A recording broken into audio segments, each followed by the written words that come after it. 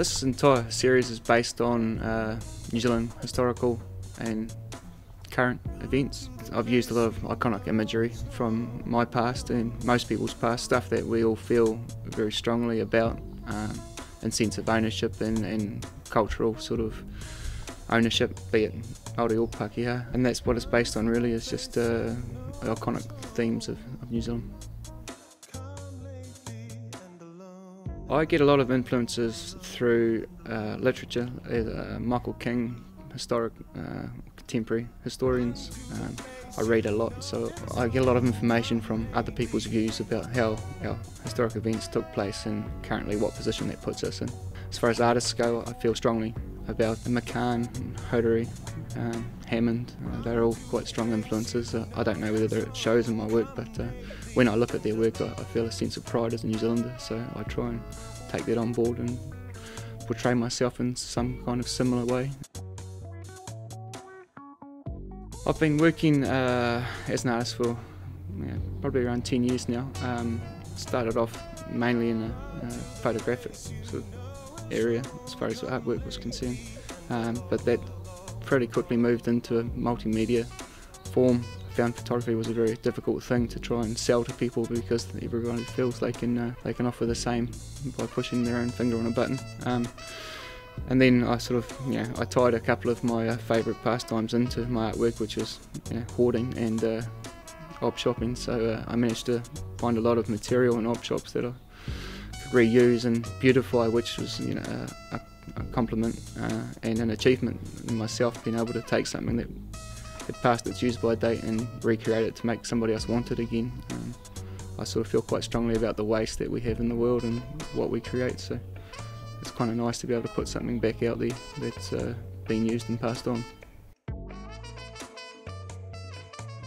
I'll come up with an idea based upon an opinion generally, and trying to portray that strongly, I need to find a source of material that suits that. So generally I'll come up with the idea and then I'll travel around and try and find as many of the different materials that suit that idea and then put it together from that point. So the tin tickies and the Bambi and the bodice and the stuff that I did have cake tins, just because they're so pretty to look at as an individual item, a cake tin, they transform into a nice medium to use in a larger area, a larger mass, so cutting them down into pieces and restructuring them. They all come from a similar era, so when you look at the colourings on them, they clash very nicely, whereas if you try to put something from the 80s with something from the 60s, it doesn't work, so that's pretty much my process. I find an idea and then I search out the material and then put the two together. Okay, this piece is called Hand-Me-Downs. It's a narrative about a humorous sort of narrative about the culture and icons that we feel are owned by us and represent us inside New Zealand and outside New Zealand. The work sort of is formative on the marae with the British flag inside it, and that theory is that a customary marae today would have influences, European influences inside it, i.e. ovens or dishwashers or whatever utensils that they use.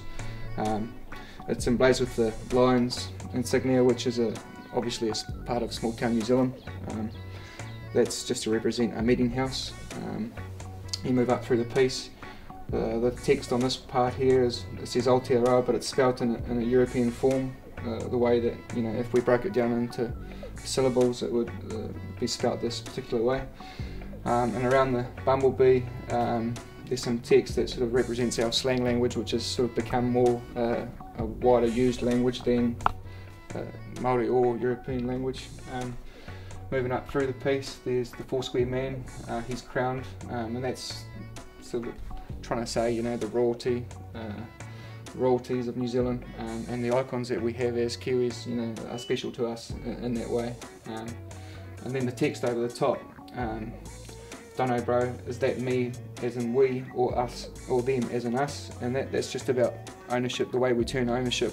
We sort of say, this is ours, but what we mean is, this is mine, or vice versa, So it's just about the way that we perceive each other, and it's in all its form, So we break down we break down items or icons or lands or whatever, and yeah, the basic gist of it is, you know, when we say we mean me.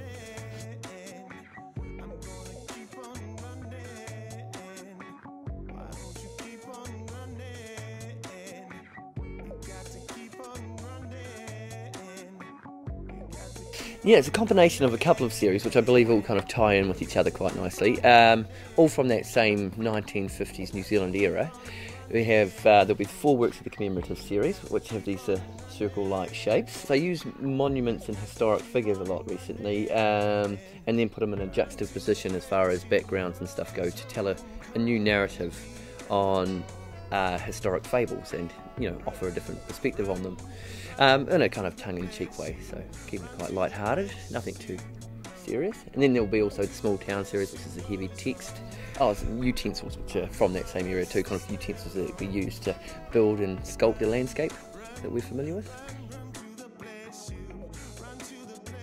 They've all changed over the years. To begin with, there was definitely a New Zealand art influence through the likes of Hodder and McCann and the likes of. This series kind of actually comes from more of a Renaissance period, more for the compositions and the, you know, offering a dramatic light and the likes of. And some of the circle-like shapes were Renaissance themes. So that's probably the storytelling side of these newer works. So, something that's always been around is a lot of art. I mean, the family grew up with a lot of supporting public galleries around town, and we'd spend a lot of weekends out working in them. And the artist was always kind of a respected person. And then when it came to tertiary education, I did a couple of years of fine arts, and then switched over and did multimedia and graphics and all television and film production, because they're all facets of interest. I wasn't too sure about forging your way as an artist out there as far as making money goes. And then so a number of years later, after some commercial experience doing web design and graphic, took on the painting full-time, had previously been doing it in the weekends, and slowly built up a reputation and a selection of exhibitions from there. I think this is my 9th year full-time, so it gets better every year. I know you kind of get through the distribution, you get bigger profile through more people seeing your work, so it gets better and easier, and, you know, enough to keep you going. Generally still just doing acrylics on canvas, but introduce other facets every now and then. I use this, you may not be able to see that picking up there, but there's a handwritten script, which is kind of a signature thing for me. I like the way that it picks up in certain gradients, so it becomes a part of the picture. It's a nice bit of texture, and also for me it's what the painting is about in a kind of emotive sense, you know, where the ideas came from, what I think it's going to be about and where it's going to. I mean, I always quite enjoy colour, so this is quite a soft natural colour, which is alluding to the actual piece that it is, and then I enjoy the primary colour facets as well. This piece is called The Backpacker. It's from a new series. I'm calling it the commemorative series, as in the commemorative plates that you'll find hanging on the walls from a kind of 1950s era. A lot of the work I do kind of comes from that 1950s era of post-colonial, newly identified New Zealand culture, which is kind of a combination of ethnic Maori and colonial English. So these are some of the themes that run through it. In the background here you've got a older Otago harbour, and obviously Captain James Cook sitting in a bus top. The backpacker reference that he is a tourist on the trail of sightseeing, which kind of ties in with the reference of touring the Pacific, finding the new land, etc. like that, which was ideally what a lot of the Europeans were doing, and there was a big rush to discover new properties.